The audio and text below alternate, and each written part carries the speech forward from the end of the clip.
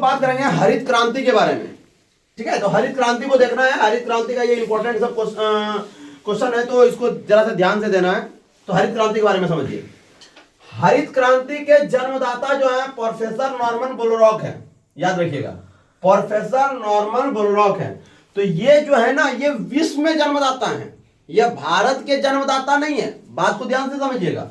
ये professor Norman Borlaug जो है, ये जो है हरित क्रांति के जन्मदाता है। अगर यही बात आपको पूछ देगा भारत में हरित क्रांति के जन्मदाता कौन है, तो एम.एस. स्वामीनाथन जो है वो भारत के हरित क्रांति के जन्मदाता हैं। लेकिन सिर्फ आपको पूछेगा कि हरित क्रांति के जन्मदाता कौन है, तो प्रोफेसर नॉर्मन बोरलॉग, ये एक अमेरिकी नागरिक है, ये अमेरिका के नागरिक हैं। ठीक है, नॉर्मन बोरलॉग जो है ये अमेरिका के नागरिक है। हरित क्रांति का प्रारंभ जो है मैक्सिको से हुआ था। हरित क्रांति की प्रारंभ जो हुए थे, मतलब विश्व में जो हरित क्रांति के प्रारंभ हुए थे वो मैक्सिको से हुए थे। भारत में हरित क्रांति का जन्मदाता एम.एस. स्वामीनाथन है। भारत में पूछेगा तो एम.एस. स्वामीनाथन। ठीक है, भारत में हरित क्रांति के जन्मदाता। हरित क्रांति की अवधि 1966 से 1967 है। हरित क्रांति का सर्वाधिक प्रभाव पंजाब और हरियाणा पर पड़ा। लेकिन आपको पूछा जाएगा, जब ऐसे पूछा जाएगा कि हरित क्रांति का सर्वाधिक प्रभाव कहां पड़ा, पंजाब, हरियाणा, ए बी दोनों, या इनमें से कोई भी नहीं, तो ए बी दोनों पे जाना है। लेकिन पहला प्रभाव कहां पड़ा, तो पहला जो है वो पंजाब में पड़ा। पंजाब को 5 नदियों के संगम के कारण उसका नाम पंजाब पड़ा, और उनके प्राचीन नाम सप्त सिंध हैं, याद रखिएगा। हरित क्रांति का सर्वाधिक प्रभाव पश्चिम दिशा में पड़ा। दिशा पूछेगा तो पश्चिम में पड़ा। और सर्वाधिक प्रभाव अगर किस चीज पर पड़ा, तो गेहूं पर पड़ा। ऐसे तो गेहूं और चावल दोनों पर पड़ा है, लेकिन सर्वाधिक प्रभाव गेहूं पर पड़ा है। हरित क्रांति का परिणाम स्वरूप खाद्य फसलों का आयात कम हो गया। मतलब क्या, फसल का आयात कम हो गया। आप सीधी सी बात समझ जाइए, क्या आपके घर में अगर कहीं अनाज है तो आप पड़ोसी के घर लेने नहीं जाइएगा। आपके घर में नहीं है तब आप पड़ोसी के घर लेने जाइएगा। तो यहां पर क्या हो रहा है कि जब हमको फायदा हो रहा है, हरित क्रांति से क्या हुआ है, फायदा हुआ है, तो आयात मेरा कम हो गया। ठीक है, आयात मतलब सामान आना मेरा कम हो गया, तो आयात कम हो गया। याद रखिएगा, ये क्वेश्चन पूछा गया, ये सारे के सारे एसएससी जीडी में पूछे गए क्वेश्चन है। तो आयात क्या हो गए, कम हो गए। हरित क्रांति की शुरुआत 1960 में हुई, याद रखिएगा 1960 में। ये 1960 जो है ना विश्व का डेट है, मतलब पूरे विश्व में 1960 में प्रारंभ हुए थे, विश्व में 1960 में। लेकिन भारत का डेट ये नहीं है, याद रखिएगा, भारत में 1966 में प्रारंभ हुए थे। हरित क्रांति को तीसरी कृषि क्रांति भी कहते हैं। उसका कारण यह है कि ये तीसरी पंचवर्षीय योजना में प्रारंभ हुए थे। पहली पंचवर्षीय योजना जो है 1951, याद रखने का डेट समझ लिए पंचवर्षीय योजना का भी। पंचवर्षीय योजना मतलब 5 साल, सीधी सी बात है। पंचवर्षीय योजना 5 साल, 10 साल की अवधि मतलब 10 साल, याद रखिएगा ये सब चीज। तो 1951 से प्रारंभ हुए, इसमें 5 जोड़ दीजिए, कितना हो जाएगा, 1956। अब ये हो गया प्रथम पंचवर्षीय योजना। दूसरी योजना जो आ गई, इसी 56 को आप यहां पर कर दीजिए और इसमें फिर 5 जोड़ दीजिए, कितना हो गया, 61। 1961 ईस्वी तीसरी पंचवर्षीय योजना, इस 61 को आप यहां पर कर दीजिए। अब इसमें 5 जोड़ दीजिए, कितना हो गया, 66। तो अब देखिए आपको याद हो गया क्या ये तीसरी पंचवर्षीय योजना में आया, क्लियर है।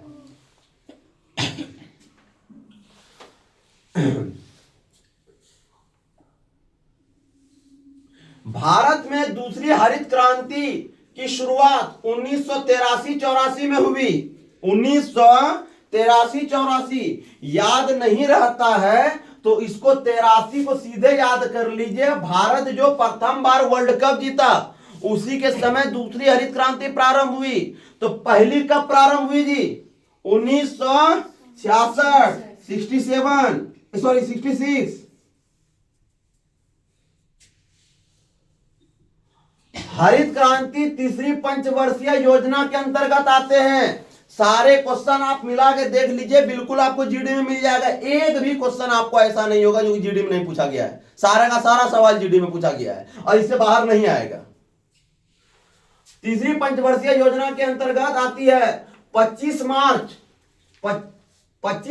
को हरित क्रांति दिवस मनाया जाता है।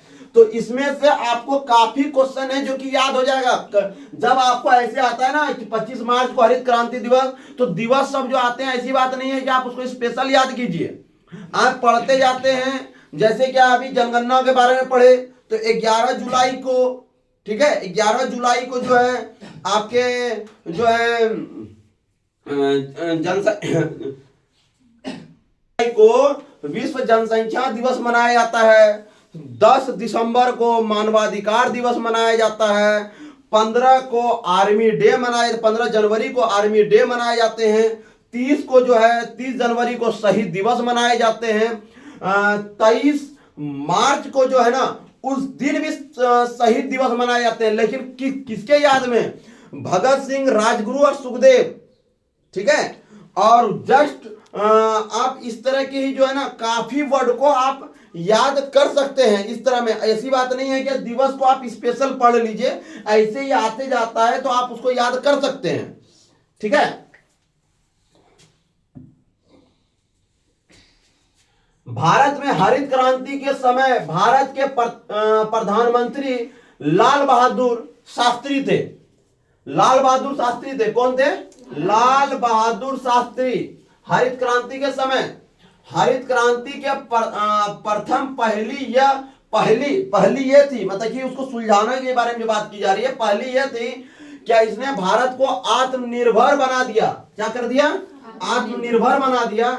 हरित क्रांति के खाद्य फसलों की उपज में वृद्धि की, और मतलब ऑटोमेटिक है भाई हरित क्रांति लाया गया। किसी चीज के योजना को आप इसलिए ला रहे हैं ना, जो क्या उस चीज को हमको बढ़ाना है, उस चीज को घटाने के लिए कोई योजना थोड़ा लागू करता है जी। हमको घाटा हो रहा है तब ना हम किसी और चीज के बारे में सोच रहे हैं। तो घाटा करके कोई आदमी काम करता है क्या? नहीं करेगा। तो यहाँ पर हमको नाफा ही ना करना है। तो यहीं पर आपको बताया जा रहा है हरित क्रांति के खाद्य फसलों की उपज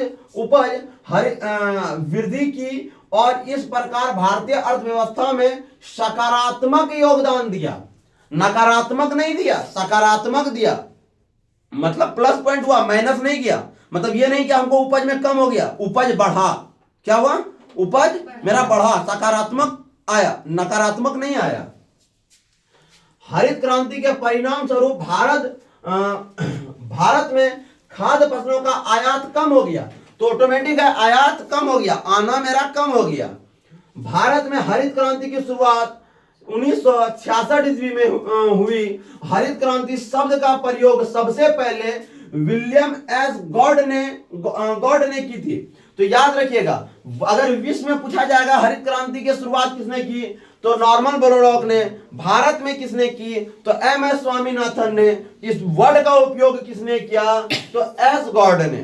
ठीक है, मतलब क्या? विलियम एस गॉड ने। क्लियर है? हरित क्रांति में HYV का मतलब उच्च पैदावार वाली किस्म के बीज हैं। इसमें जो बीज लगे गए हैं ना उसके बारे में बात किया गया है, ये वर्ड उपयोग किया गया है HYV। ठीक है, हरित सोना क्रांति, इस वर्ड को हम इसलिए उपयोग किए क्योंकि देखिए हरित क्रांति और हरित सोना क्रांति नाम लिखा गया है। तो सोना का, इसको सोना जब आ जाएगा ना तो इसको नहीं समझना है कि हरित क्रांति से संबंधित है। हरित सोना क्रांति बांस के उत्पादन से संबंधित है। ठीक है, किससे संबंधित है? बांस उत्पादन से। ऐसे तो काफी सारी क्रांति होती है, बताएंगे। तो एम.एस. स्वामीनाथन ने भारत में कृषि उत्पादन को बढ़ाने के लिए सदाबहार शब्द का प्रयोग किए। किस शब्द का प्रयोग किए? सदाबहार शब्द का प्रयोग किए। अगर आपको पूछा जाएगा भारत में हरित क्रांति को बढ़ाने के लिए स्वामीनाथन ने किस वर्ड का प्रयोग किए, किस शब्द का प्रयोग किए, तो सदाबहार शब्द का प्रयोग किए। ठीक है,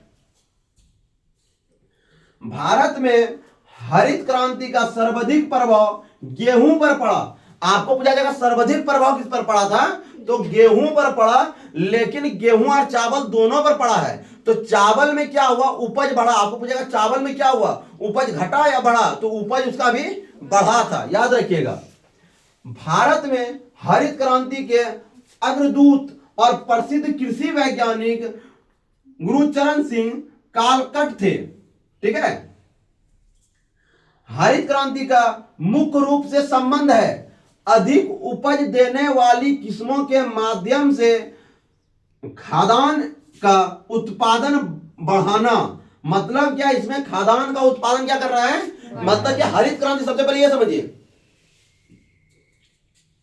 हरित क्रांति किससे संबंधित है, तो खाद्य से, खाद्य मतलब है ना, खाद्य से है। हरित क्रांति के बारे में पूछा जा रहा है, तो यह क्या है, उत्पादन को बढ़ाने के बारे में बात किया गया है, कोई घटाने। हम तो अभी आपको बात बताए, कोई भी चीज आदमी लागू करेगा तो उसको वृद्धि करता है ना। आप बिजनेस कर रहे हैं, आप पैसा फंसा रहे हैं, क्या सोच रहे हैं पैसा फंसा के हमको घाटा हो जाए, ऐसी बात तो है नहीं। तो आप कुछ चीज ला रहे हैं तो उसको बढ़ावा ही ना दीजिएगा।